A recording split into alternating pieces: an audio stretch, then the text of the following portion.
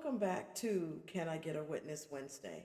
I am your host, Kenyatta, and today I am sharing something deeply personal, something that has lived in my spirit for maybe more than 10 years, shaped by heartbreak, healing, and God's gentle revelation.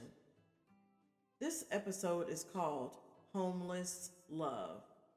It's a journey that's in two parts, feeling from unseen and unclaimed to discovering that love was never lost at all. So settle in, take a breath, and walk with me on part one of Homeless Love. Inspired by relationships that taught me lessons but never gave me success. Whether I was young or old, the result remained the same. I am kind, I am gentle, I am giving in so many ways.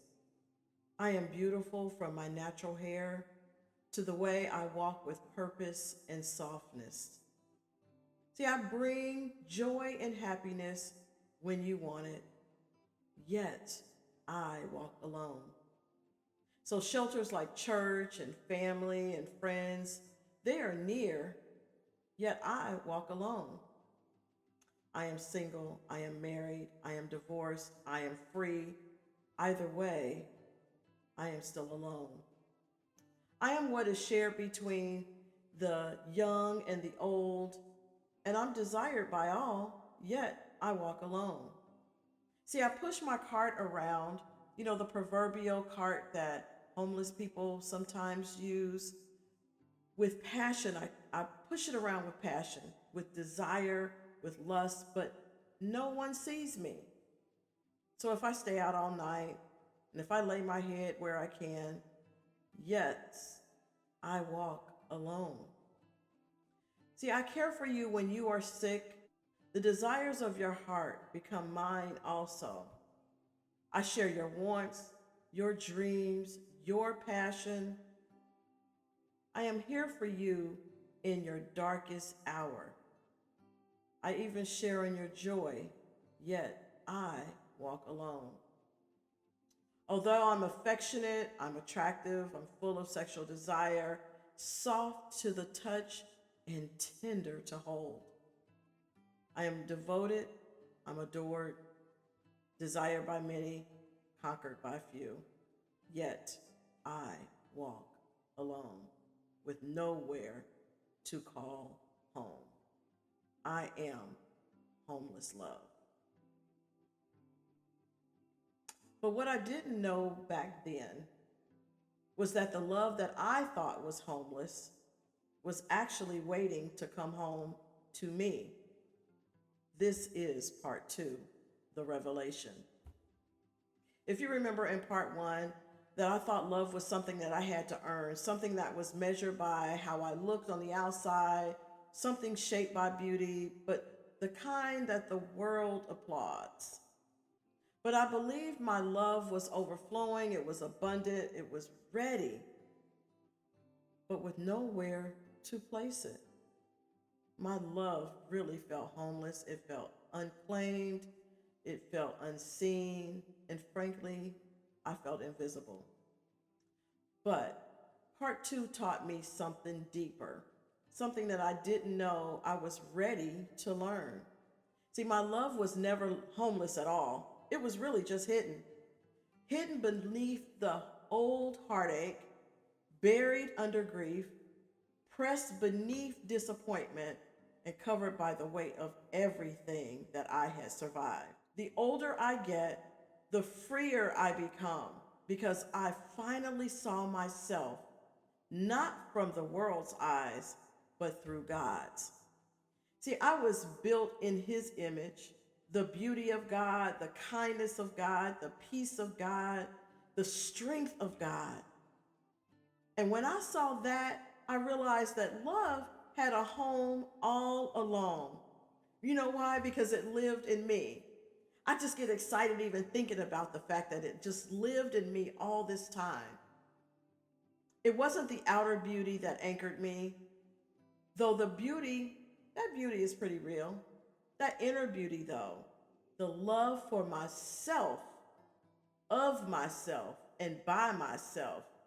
See, and I used to think that I was invisible. Heck, I wasn't invisible. I was unrevealed. So I want to take you for just a minute on a little bitty journey. And this is where you're going to go back in years. But I remember being a little girl in elementary school and sitting at one of those small wooden desks with metal legs and that squeaked every time you moved in it. You know, the sunlight would just spill through the classroom windows and little bits of dust is floating through the air, like tiny little secrets waiting to be discovered. My teacher would hand us a leaf. Each one of us got a leaf, and just a simple leaf from the playground outside. And she'd tell us to place it under a sheet of paper. And then she'd say, now trace it. Don't crush it. Don't rush it. Just trace it. Let it show itself to you. So what would we do? I'd take that pencil and I'd glide over the paper, just on the side. I'd hold it on the side and glide over the paper, just like she taught us. Gentle, gentle slide across the page. And with every little soft stroke, a little more of the leaf began to appear. A line here, a line there, a vein there, a shape I didn't see at first. I didn't know it then, but that moment and what that moment was teaching me was something about myself. Because just like that leaf, I was present. I was whole, I was beautiful, but yet not revealed. You see, every stroke, each and every stroke of that pencil was like a memory, a hurt that I survived, a grief that I carried, a disappointment that I learned from, and a truth I had actually forgotten. Stroke by stroke, layer by layer, God was tracing me back to myself. And when the full outline finally emerged, I could see the beauty of the entire design, the unique, intricate God created me. My love wasn't homeless. It was simply waiting to be revealed. And now that I know this, my love will only be revealed to the one who is willing to do the work, the one who is led by God, the one that will honor my peace, cover my spirit, protect my heart, and never exploit what God has restored. But before anyone else could see me, I could see myself. I had to see myself.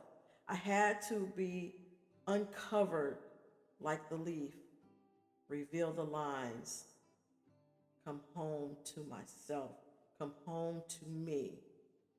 So no, my love was never homeless.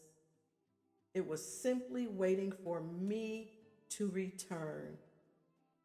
And now that I have, my love is homeless no more. Thank you for joining me today. If this message touched you, if it reminded you of your own journey back to yourself, share this episode with someone who needs to hear it. Remember, your love is not lost. Your love is not invisible. Your love is not homeless. It lives with you. And God will reveal it in His time. Until next time, this is Kenyatta, and this has been Can I Get a Witness Wednesday. Be blessed, be whole, and be at peace.